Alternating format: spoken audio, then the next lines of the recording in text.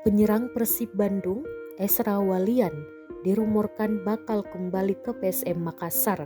Sebelum berseragam Persib Bandung, Ezra Walian sempat membela PSM Makassar musim 2019-2020.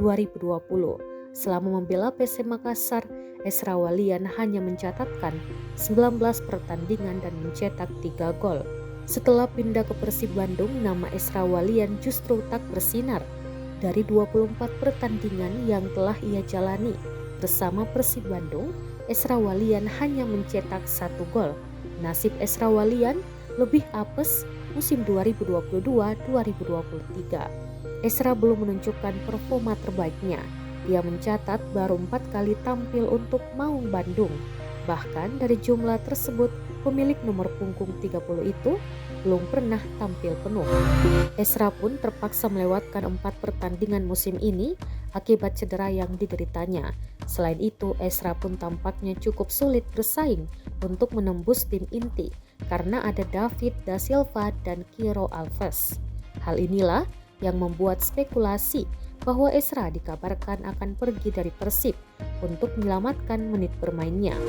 Ezra erat dikaitkan dengan PSM Makassar, apalagi ada rumor lain bahwa Ezra menjadi bagian dari tukar guling Persib mendapatkan penyerang muda PSM, Ramadan Sananta atau bek kelahiran 6 Agustus 1998 yaitu Agung Manan. Statistik Ramadan Sananta.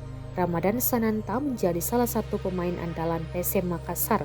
Dari 6 pertandingan yang telah dia lakoni, Ramadan Sananta sukses menggelontorkan 3 gol. Capaian ini terbilang fantastis bagi bomber yang baru berusia 19 tahun. Wajar jika kemudian banyak klub-klub elit di tanah air kemudian dikaitkan dengannya. Satu di antaranya ialah Persib Bandung. Bukan hal yang baru jika Maung Bandung adalah tim besar yang doyan membangun skuad dengan label pemain bintang.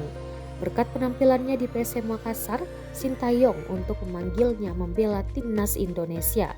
Namun rumor soal rencana membajak Ramadan Sananta dari PSM Makassar dibantah oleh Persib Bandung.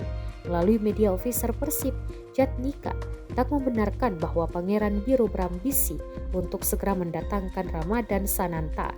Jatnika menuturkan bursa transfer musim untuk paruh kedua belum dibuka.